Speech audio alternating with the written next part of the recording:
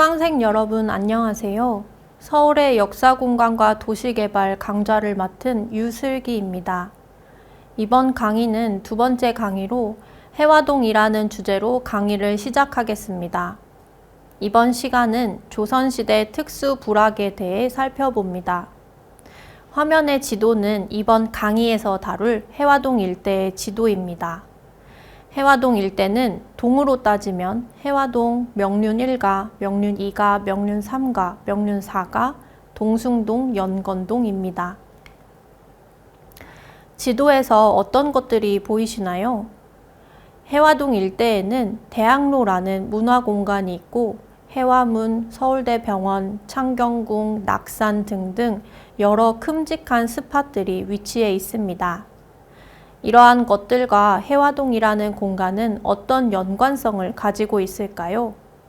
지금의 모습을 갖추기 이전에는 어떤 모습이었을까요? 과거와 현재의 모습 간의 연관성이 있을까요? 이러한 질문들을 가지고 이번 시간에 해화동 일대의 지역사를 알아보도록 하겠습니다.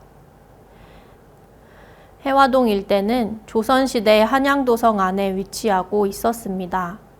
현재 서울특별시 안에 관악구, 종로구, 서대문구와 같은 작은 단위로 행정구역을 나누듯 조선의 수도 한성부는 동, 서, 남, 북, 중으로 하는 5개의 부로 나뉘었습니다.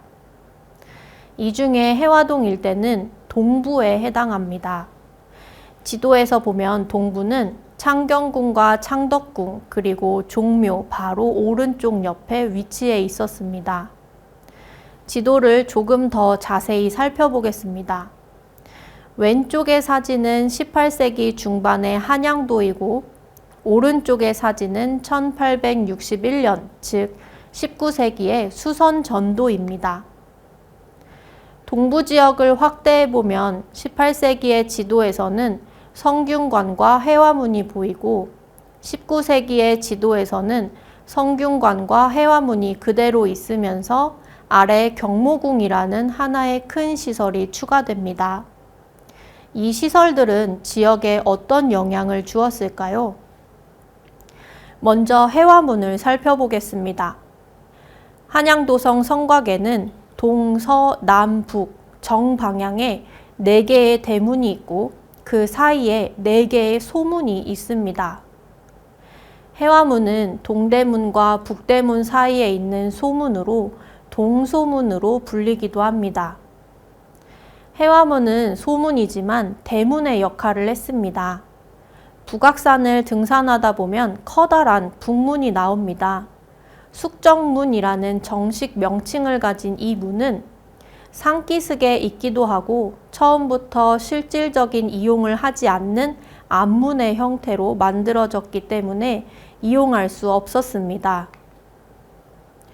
이곳을 통하나 해화문을 통하나 결국엔 같은 길로 연결되기 때문에 굳이 산을 넘어갈 필요 없이 해화문이 북쪽으로 넘어갈 수 있는 대문의 역할을 했습니다. 그런데 많은 사람과 물자가 이동하는 관문이었음에도 해화문 주변은 휑했습니다.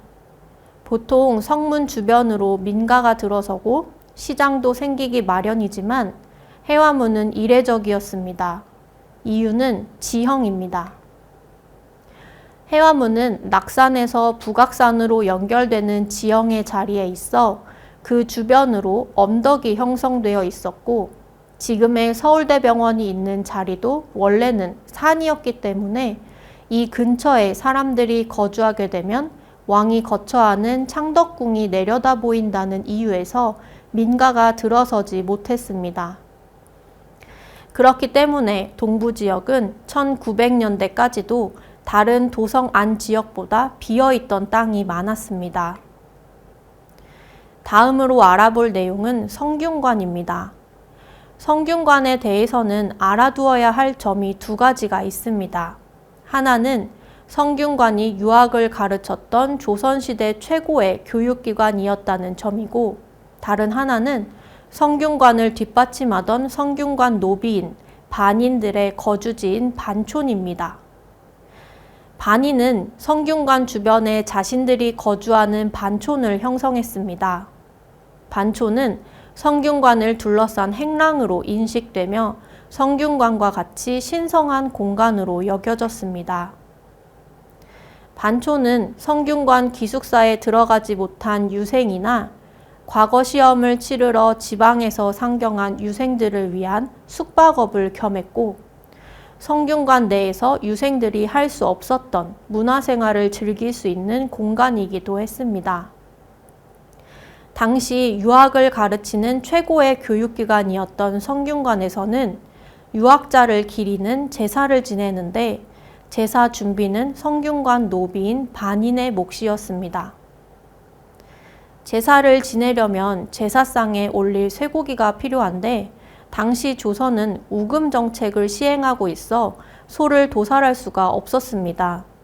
그런데 조선은 유교 국가였기 때문에 최고의 국립대학과 같았던 성균관에서의 제사를 절대 무시할 수 없었고, 그래서 제사를 위해 유일하게 반인에게만 소를 도살할 수 있는 권한을 줍니다. 반인은 성균관 내에 있는 도축장에서 소를 잡고 좋은 고기는 제사상에 올리고 나머지 부속물은 시장에 내다 팔 수 있었습니다. 이것이 나중에는 현방이라는 이름으로 정육점과 같은 상점이 되어 조선시대 한양 곳곳에 설치되었습니다. 반인은 소를 도살할 수 있는 독점 권한을 갖고 이 상점 운영으로 돈을 벌 수 있었던 셈입니다.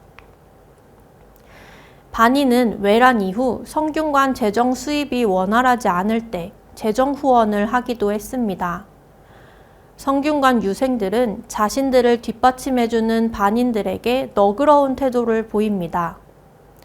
유생들이 과거에 합격해 관직에 나가면 반인들이 운영하는 현방이 계속해서 반인에 의해 독점적으로 운영될 수 있도록 반인의 독점권을 보호해 주었고, 때때로 좋은 일이 있으면 현방에서 거두는 세금을 면제해 주기도 했습니다.